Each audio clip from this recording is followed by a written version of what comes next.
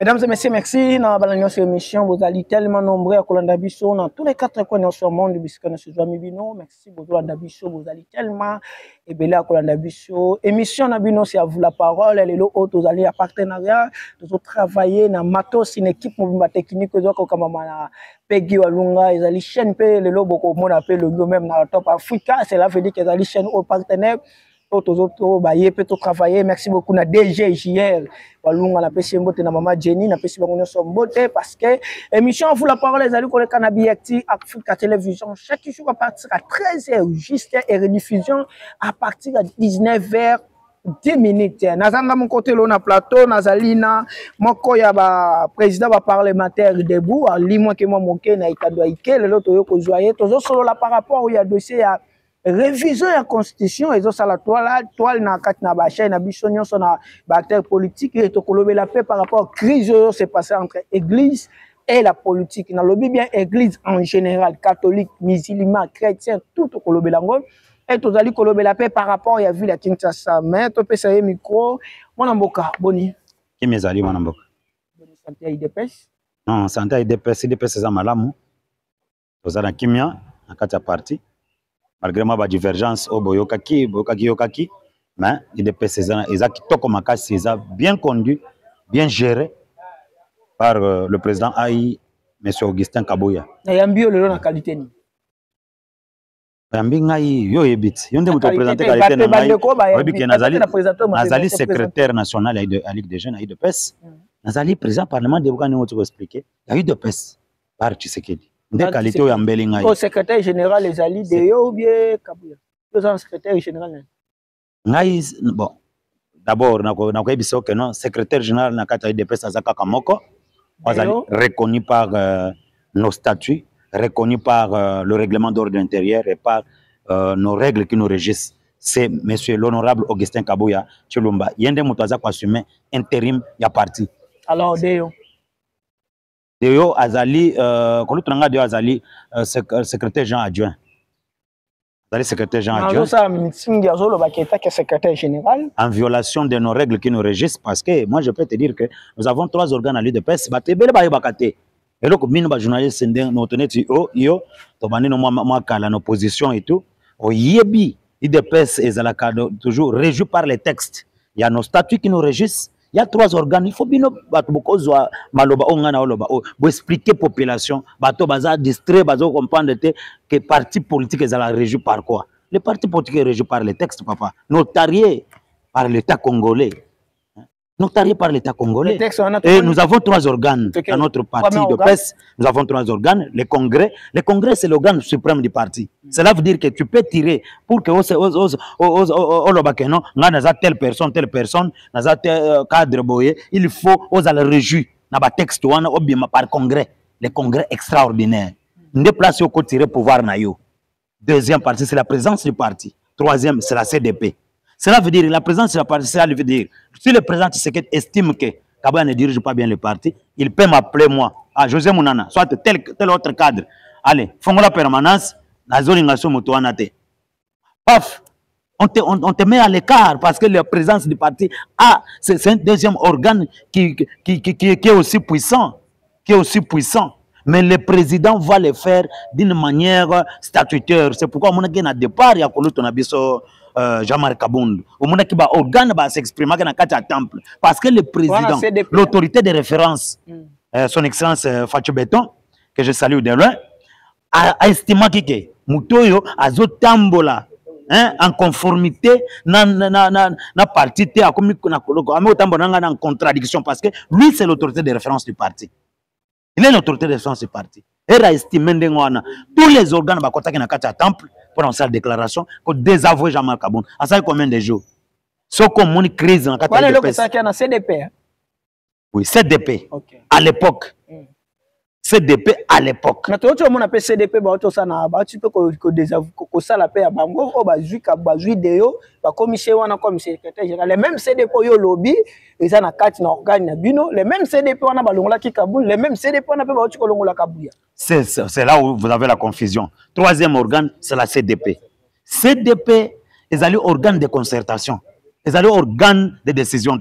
Ce que c'est DP wana l'ongla Kabound et Zwaka force la présidence du parti qui est le deuxième organe. Parce que le président qui est l'autorité de référence du parti. S'il vous plaît, s'il estime s'il vous plaît, ok. Aujourd'hui, tant bloqué les kangai. Aujourd'hui, que c'est des panels l'ongla qui Kabound parce que bazwa qui force na bango na présidence à parti. C'est ce que je vais te dire. Moutazaki présidence à parti, Zaki Kabound, die Mukazaki c'est Azaki président AI. Au-dessus de lui, il y a l'autorité de référence que je viens d'évoquer ici.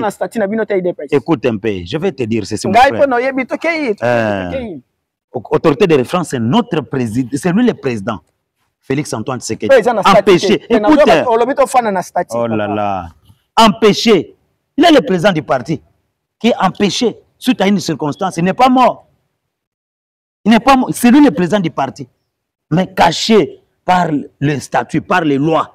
Parce que dans les circonstances, et permettre d'exercer ma fonction. Il faut se référer à lui, papa. Comment tu peux ignorer ça? Alors, excusez, la CDP est un organe de concertation et non organe de décision. Cela veut dire, CDP, quand vous avez décision à désavouer un président à d'intérim ou bien secrétaire général de parti de PES. Et puis, CDP, après élection, il faut qu'on convoque une autre session qui va mettre en place vrai CDP. Ils allaient composer à 105 membres. Parce que chaque province doit représenter 5 personnes. Voilà, là où ils ont eu la confusion. Tant ils ont déjà l'activité de presse et ça demandé la permanence. Non, non. Ce sont les gens, tout ça. Mais les lots, c'est Kabouya qui dirige le parti au quotidien. Balobi Kabouya a des compétences. Balobi Kabouya a des postes. Cela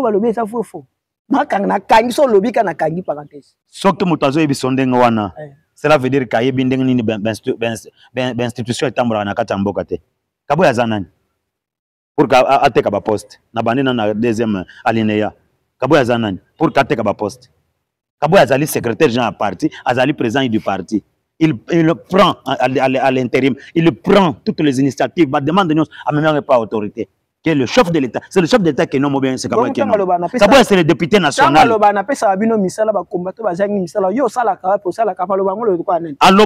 tant que secrétaire général, parce que écoute, en tant que secrétaire, écoute, non. Nomination à poste est tactique. Il y a une responsabilité. Na quoi gazé non au bengi muto azwaki poste au nom du parti au tindele batu non zwa ba membre du parti. C'est des choses différentes.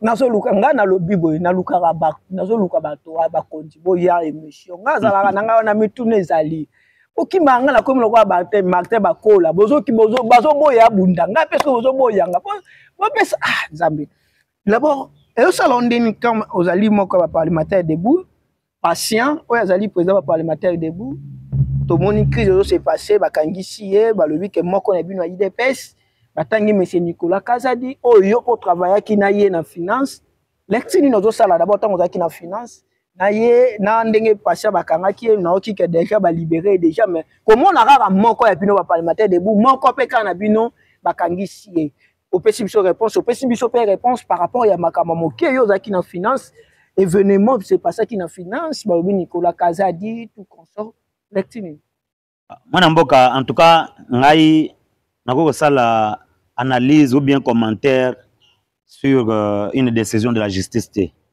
Bon, j'ai compatis avec mon frère Nani Patient Chikoji et je salue beaucoup.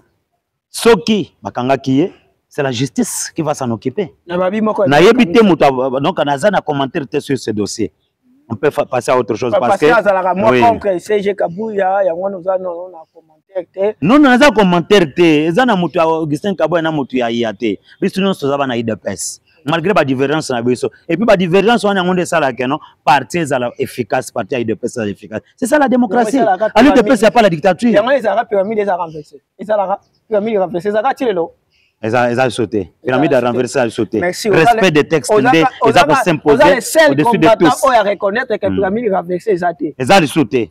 Respect hiérarchie établi na respect des textes parce que mutuno ça zo tirer pouvoir na ba texte ndé kabo azwa ki pouvoir na ke santo na ngana c'est là où a tirer pouvoir na pour na kolongola il faut passer par les mêmes textes passer par les congrès pour que alongo dictature cela veut dire quoi quelqu'un qui tire son pouvoir dans les textes papa pour na kolongola il faut passer toujours par les textes non c'est la même voie alobaka eloko wana bino comprenaka conteste eloko wana te alobaka pourquoi alobaka vous avez hiérarchie, il faut respect de la hiérarchie.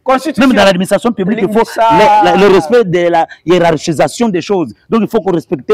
Yo, directeur de cabinet. Aux autres dossiers, on ne pas ministre. Et ça ne se passe pas comme ça, même dans des cabinets politiques où nous sommes. Tu dois passer par le directeur de cabinet, à tu visa, conseil administratif. Tout ça, ça passe, ça respecte la hiérarchie. C'est ça aussi le parti politique. Tu ne peux pas venir donner des ordres alors que tu n'as pas qualité. La qualité s'impose. Qualité ça s'imposer. Vous avez la qualité ni pour le banin.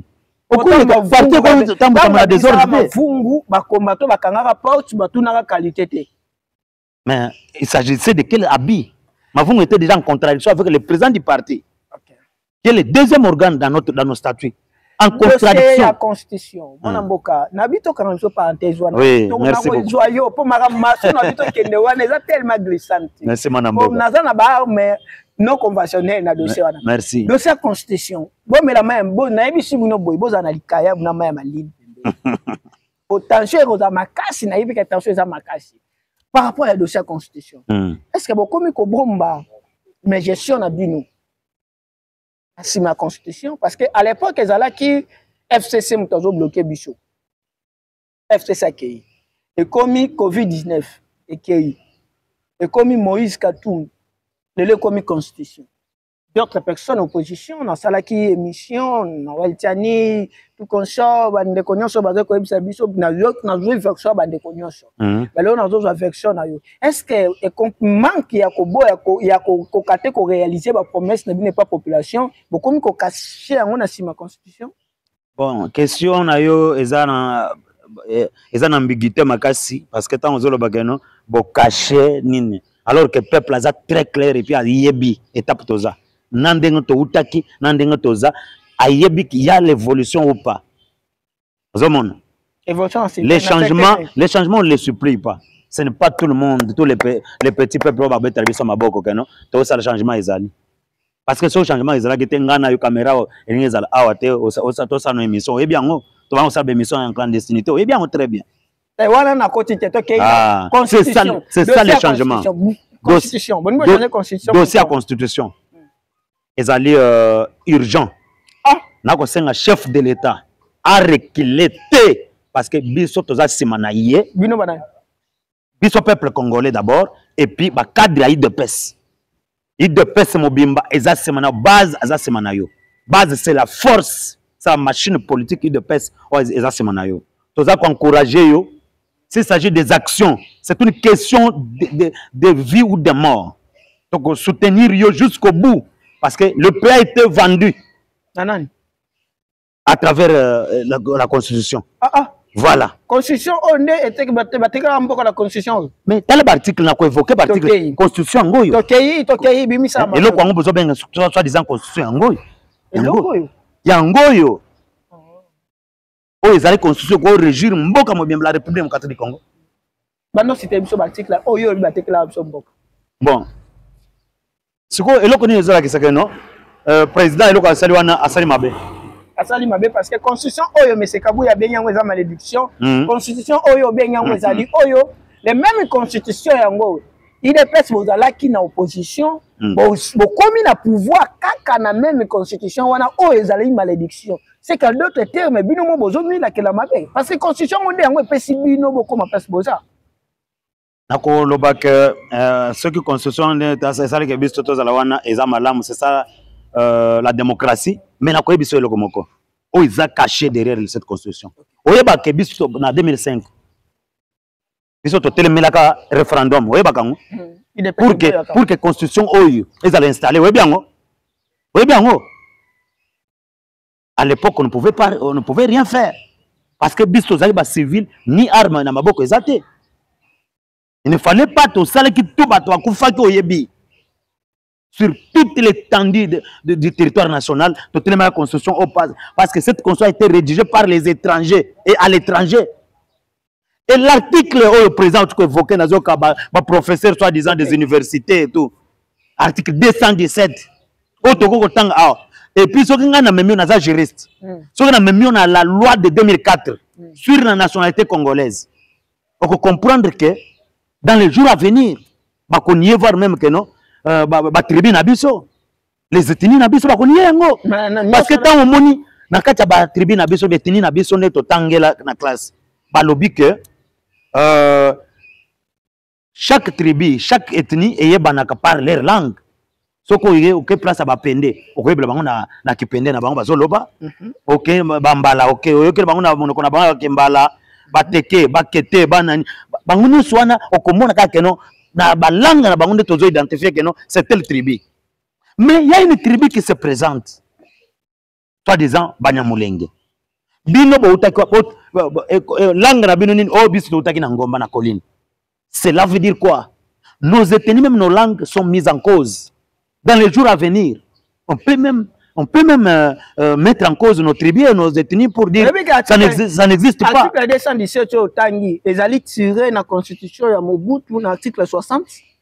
Mobutu, l'article de la constitution, ils allaient Mobutu, l'article 69. Le même article 217, ils allaient qui prennent l'article 1. Est-ce qu'il y a des conséquences de l'infiltration? Et où tu as parti à Mobutu, tu es avancé? Conséquences d'infiltration. Tout le bel la constitution, tout le bel la Mobutu T. Constitution, article T. Article O, ils allaient, on a gâté la constitution, bien article 217. O, ils allaient, article de malédiction. Le pays a été vendu, papa. Là, on a article Totanga Yango, ce qui permet de la République démocratique du Congo peut conclure des traités ou des accords d'association ou des communautés comportant un abandon partiel de souveraineté en vue de promouvoir l'unité africaine. Merci. La République démocratique du Congo peut. Cela veut dire la République démocratique du Congo est coquille. Est-ce qu'il y a des accords qui existent? L'accord de M23, l'accord de l'Emera, autant accord de l'Emera. Tant accord de l'Emera, tant accord de M23, il y a déjà des accords et des traités qui ont été conclus. Ceux qui ne comprennent bien, il y a un changer de constitution pour l'article 217. Exactement pour l'article 217, l'article les a rebellés.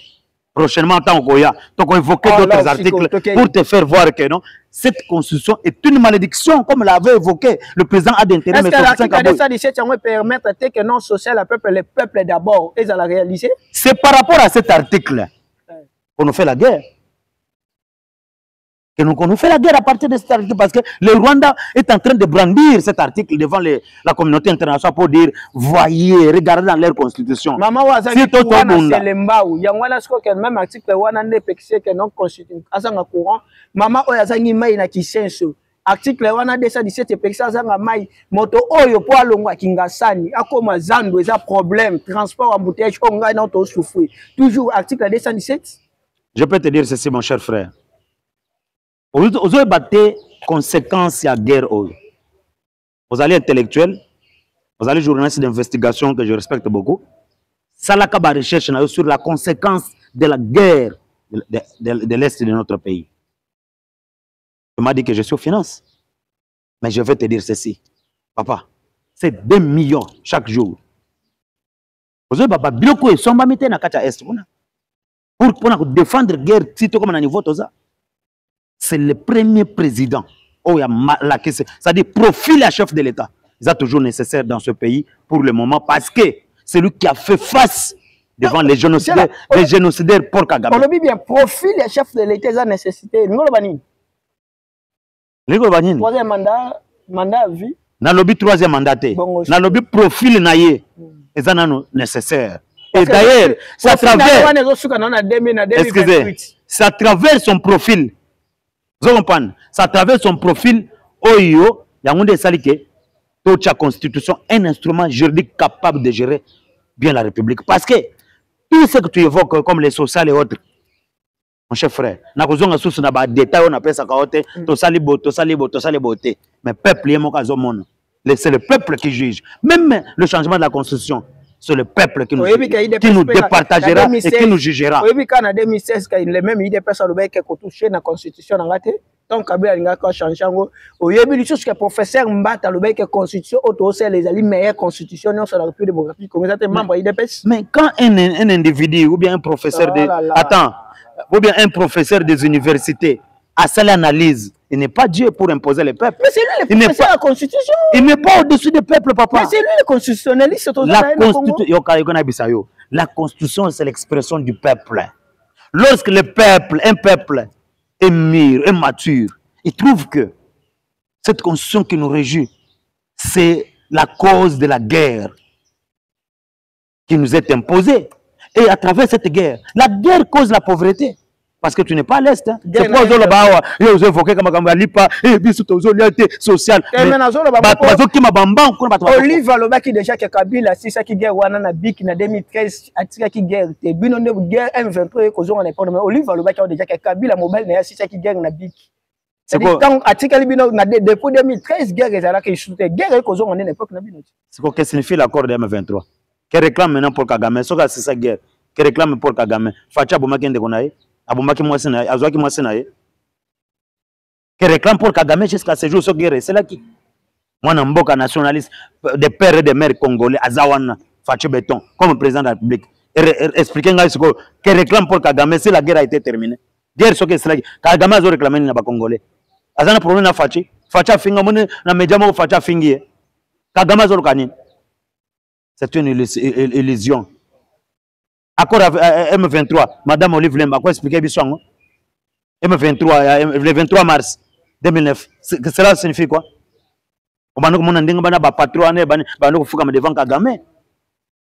Papa, on est dans quel pays où on peut nous dicter par un petit pays voisin qui nous dicte, il nous dicte même la loi fondamentale d'un pays, d'un grand pays tel que la RDC.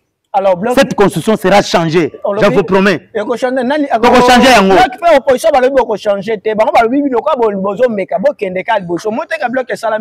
Yango na ibisio ke na opposition, na société civile, na biso nyonso, na ba congolais nyonso, c'est le peuple qui nous départagera. Parce que c'est un référendum.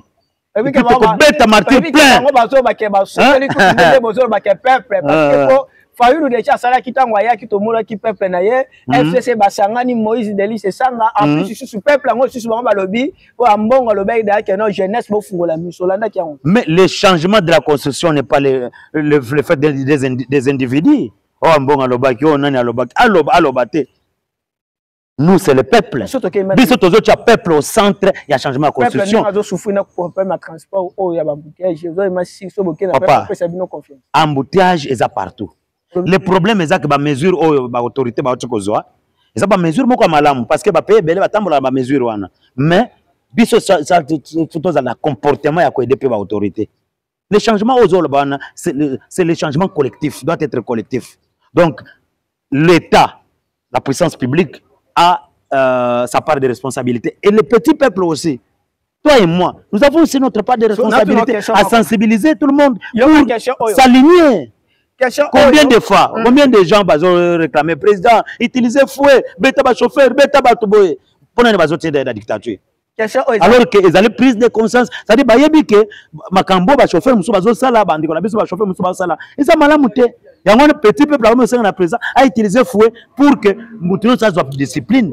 Mon place ba gérer bazala. Ba chauffeur ba banga. Oui. Ce qui va changer la constitution, on a hypothèse parce que le bloc opposition a déjà mis Rwanda. Ce qui va changer la constitution, on a hypothèse aux Zoloba. Le but que va passer mandat à 7 ans. Parce que logiquement, tu as dit que Félix Antoine Tshisekedi, le chef de l'État, mandat est aussi en 2018-28, c'est une constitution. Au petit, c'est une constitution. Voilà. Mandat est aussi en 2028. Ce qui va changer la constitution, va passer mandat. Président Félix a respecté le mandat en 2028 ou bien il compte dans la constitution de la Sika. Nani a coupé sa mandat? Nani a coupé sa mandat? On a pas une question. Nani a coupé sa mandat? Mais si le peuple estime qu'il est le profil important pour conduire dans les bons ports, au bon port notre pays, notre nation, il y a un grand projet dans la terre. Si le peuple estime que... Cela veut dire que... La FCC. FCC va mettre un monté Kabila. Non, na lobby boye. Oh, le lobby qui est une union pour la démocratie. Yo lobby que ce qui va passer mandat. On a tout nani va passer mandat. Le peuple est souverain. Le peuple est au-dessus même de la constitution. Ça boye bakate. Peuple a kola la mouka déchiré loko. Avec ça papier, to d'autres instruments boy na terrain pour n'amboka na besoin de jeu. To ça la boy boko ça et loko boy na kata constitution. C'est fini. C'est le peuple qui est souverain. Chadar a raison. Azan a raison. Alors ben que no bo ça changer constitution pour que chef d'état ou na pouvoir. Objectif ndeza wana. Est-ce que on a biso que ça objectif? Mais comme ici le peuple a souverain. On a biso que constitution mboka, instrument juridique à grandeur et à grand Congo. Il faut aller dans le terrain, il y a malam pour que ateba bakoyaka. Vous avez il faut avoir un instrument capable de défendre la souveraineté d'abord nationale et puis sociale à peuple par rapport aux réalités actuelles, papa. La constitution change. Landa, na vidéo. Désormais na koye la yo vidéo ya bato basala ki constitution. Bob Kabamba, c'est un Belge. Okoyo kama kamba lobaki toko chango. Toko diffuser yango ko landango o chango pe na TV oka Bob Kabamba na zoloba pour la constitution. Abi constitution auto sala kango pour na satisfaire les opinions parce que bayaka na ba composante yo yebi ozama na kin bayaki ba composante boy composante boko bazaki ba belligérant ba bunda bitumba oyo azobona siko tango bacheni ni wana ba boss to sangana to cha constitution na terrain allez ba komi ko sala constitution na imagine na c'est ça ba wo sa constitution siko na imagination ya bato. Ce qu'on a l'article pour Mboka, on s'appelle. Comment on est tout saboté. Il faut qu'on s'appelle Oyo pour que OPA s'appelle. Comment est-ce qu'on peut installer une constitution dans un grand pays tel que le nôtre, la République, le Grand Congo, le pays des hommes intellectuels, des gens qui ont étudié, bâtir la constitution à la taille des individus. Est-ce que tu as ça la Makambo? On a vu qu'à l'époque, Moto Azalaki vice-président. Jean-Pierre Bemba, Vital Kamerhe, oh Bazalaki Kamerhe Azalaki na Kabila, Kamerhe Azalaki vice-président. Tilelo, Baati Azalaki na Kabila, et puis Tilelo Bazasi, Bafati silence. C'est ça le blabino zoban sabinote. Bon, on a vu biso ezake, ya Tchétché Azalaki kolobakano, le peuple est plus puissant que la bombe atomique. Tozao pour la individualité. Toza kosenga na bango bakasi ko na union sacrée les bénéficiaires ya ba institution étatique ko bazawana ba se prononcer. Je salue kolutu na ngai Pepe Mboso ndenge a inventé le boa. C'est ça un patriote. Mon constitution oyo toko yeba qui est congolais qui n'est pas congolais. Na question na bino aza congolais. Nde moment siko toko yeba. Les moteurs boya koza na idée na bino aza congolais. Na lobi boye. Omni instrument auto d'autres pays. Les alliés instruments juridiques capables. Parce que non. Na lobi boye mwana mboka. Na c'est ça. Instrument d'autres pays, la constitution. Les alliés instruments capables de gérer pays même après Fachi. Même après Fachi. C'est cette même constitution qui va d'abord défendre la souveraineté nationale. Ce que moni muto atelebela yango, yeba kaza congolais te. Bazaki pe belé, bazape na kata ba institution. Papa ya bazali. Oyo bakolinga jamais baza au service. Bazali ki bomona bango, tout ça ba peuple tout congolais, tout ça au service du peuple congolais. Mais en coulisses, il sert un autre maître. Au komona bango. Tout ça ko senga na bakasi que nyonso ba se prononcer. Pourquoi il ne se prononce pas? Ce qui est non, ma campagne de maniement, mais la province à Bango, rien de sensibiliser, poste tout ça, il faut tout ça, le corps, la chef d'État, Tolingi Congo. Mais tant où il y a des questions sensibles, oh, il y a Mboka, souveraineté, il y a Mboka. Caméra, le comme on a une institution, ça non a niveau à Balabala. Caméra, bien repris sa position, mon collègue, comme on a une institution. Ma pétition à Zanangwe, belle qu'on a, beaucoup de pétitions à Zanangwe, ma on a, na bureau na. C'est là. Le gaz. Nous, c'est la machine politique, c'est l'UDPS. Quand l'UDPS te commande, pas d'individualité. C'est une question de vie ou de mort. L'UDPS, c'est la machine politique, ça marche. Crise entre église et politique.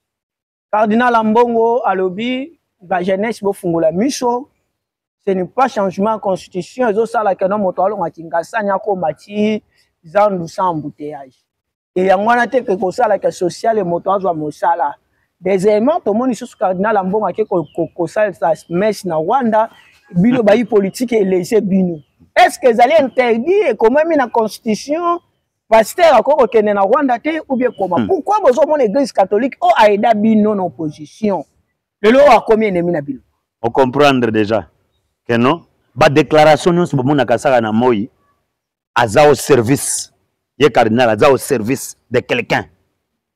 Après avoir ça ba déclaration pour na sepele sa maître na yo atinda ki na botu. Akeko pesa rapport. Ah. Mais il m'a dit président. Akei ko pesa ye rapport, akeko pesa maître ne rapport. Talende ba oseka ba yamba na ba rwandais. Cela veut dire que politique du temps. Ce sont des signes du temps. Le pays est agressé ou pas? Le cardinal est congolais ou pas? Qui agresse la RDC? Au cas déjà, évêque rwandais, c'est le message pour interpréter Kagame sur la guerre de l'Est. Au cas déjà, évêque rwandais, interpréter pour Kagame. Parce que, on a Rwanda, c'est la dictature. Pourquoi pas l'ambassade de Rwanda des Kangama? Si le Bakanga ngote. Si le Bakanga ngote parce que l'ennemi a déjà sur les sols congolais.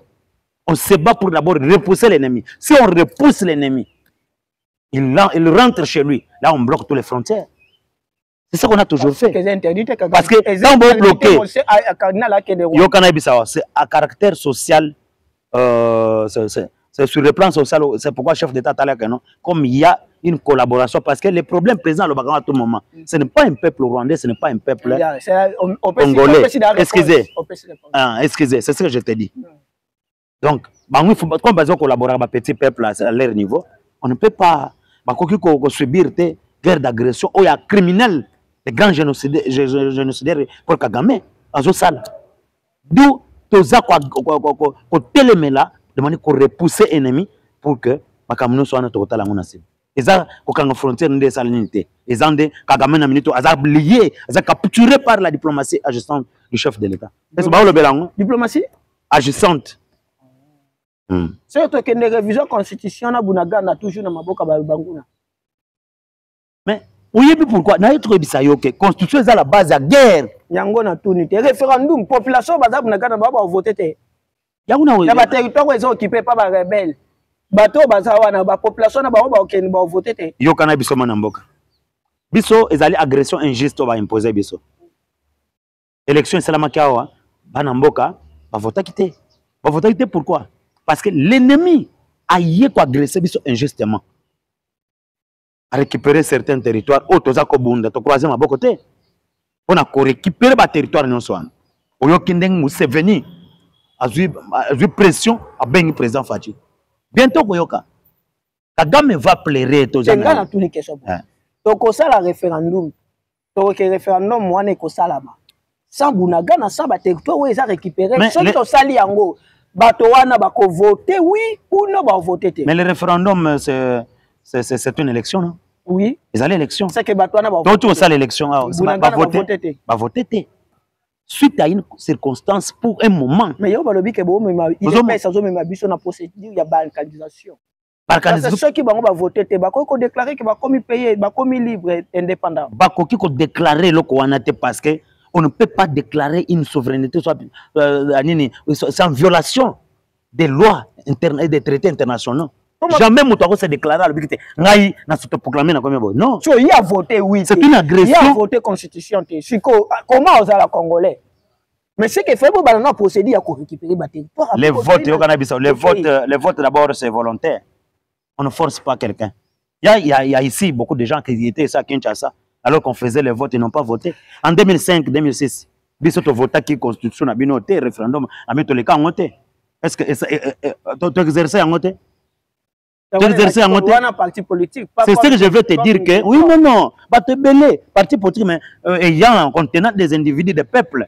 Même si vous avez 5 qui n'ont pas des milliers de. Oui, mais force à très bien. Après, c'est mot d'ordre de Congo, mobile. message est pas à Congoman balandi biso parce que cette émission en télévision c'est temps c'est Dieu merci bien pas trop luka numéro ezawana so monique se peli na yo ya émission za ba rythme c'est bon za pour ça no ya débat oye no kanga luka lo bato bazala ngonga na journaliste indépendant ça veut dire que tout la couleur politique un journaliste débat aya nazali ça za kana membre politique na moment de traitement information journaliste za kana couleur té message nini pas ba de ko balandi biso ba retenir. Bon, moi, Namboka, et là, on a conseillé na Namboka Nyos. D'abord, en commençant par les membres de l'UDPS et d'être mobilisés place Nyos Yoza. Ça, l'action nayo en soutenant propos à chef de l'État, vision à chef de l'État. Constitution, beaucoup de gens ont des amalères pour Nabiso. Baza Koboma Bande pour Nabiso na Est, chaque jour, la Constitution, Kagama Koyebisa Mindele. Azolo Bake. Constitution article na bango lobby que bakoko lâcher peuple parti tout ça l'effort pour soutenir biso pour que biso to récupérer mabele oyo parti batika la biso parti ba richesse bana mboka yango to lobby que constitution to chauna à côté tous un instrument malam makambo social ba question nyonso socio économique ekokota na kata constitution na biso et ko permettre que mboka etambola malam et ko sauver d'abord un souveraineté nationale deux social ya peuple congolais socio économique ya peuple congolais. Tous à la vigilance, tous à la mobiliser. So beaucoup yeba out to yeba ba chauve-souris. O bazana kata ba institution. Tozo senga ambalo nde to mikoloba. Fait sa position. Vrai cas, moment yango. Toko senga position na yo. Mwana mboka Jean-Pierre Bemba. Na mona ki Hollande président na Kalemi. Moment yango. Fait sa position. Kolutu nanga ba ati lukwebo. Fait sa position. Parce que boîte déjà en marche. On va consulter bientôt. Président en janvier, à la commission en place. Donc on reclété parce que pour la pris ça individu. Donc on reclété. Donc on reclété. Je salue la vision. Il y a mon amboka Augustin Kaboya, honorable Augustin Kaboya, président Aya parti. Nandinga betaka déjà Massas, batu bache tembe. Missile elandi ya Mokozamboka. Donc boye bakango que non cap vers le changement de la constitution. Vive la 4e République. Tozali, Tokozala. Donc, senga mboka ezala malamu. Profil à Fachi, ils ont perdre le loté. Tozawana, pour accompagner vision à chef de l'État. Tala musale salama, na kata IDPS. Ba cadre ba utina IDPS. Tala mwana mboka dudu famba. Tala mwana mboka dudu famba sala so sala. Asa musala kitoko. Asa musala kitoko makasi. Soki ezala kibino, soki ezala bato. Oh, utina parti boye. Belero bozo kumisa, bozo lo bato. Va fonctionner, va foutre manifester jusqu'à présent. Maman n'a pas fonctionné la foutre. Ça c'est faux. Va fonctionner, va foutre au banda les 12. Si les 28. Moi, va foutre mi. Va foutre mi, oui. Va foutre ma kala du 12 au 28. Asilis. Procédure à foutre ma fonctionnaire. Et puis, à tienne à des gérades. Autre chose, moto moko, autre nommé, et tabosa ni combattant. Bon. On est aux na problème interne ya kati ya parti na biso mais a vu moto libanda ba combattant ba communicateur ba dénoncer yango lobi mwana mboka oyo lobi mangala boy wana ezali makambo ya interne moto lobi mamba dudu famba excusez kasi nazo continuer koloba ba nini ba na makambo mwana mboka dudu famba sali parce que yo yebi ke akotaki taux d'échange et taux d'inflation d'abord à 21% mais on a 14%. Dodon Famba. À coût de taux d'inflation, on a 21%, mais on a 14%. À coût de taux d'échange, on a 7%. À Zonissa, on a 0,04%. On a salaté. À coût de la dépense d'investissement, à cette politique à rationalité sur le terrain. À coût on a 8%, mais on a 20%. Dépenses d'investissement. De janvier, février, mars, on a et ça banze moi ma boule manine, ba ko betango dada. Parce que politique la rationalité est sur le terrain.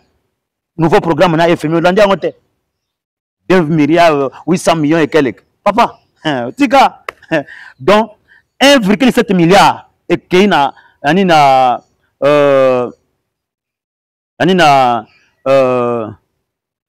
au titre de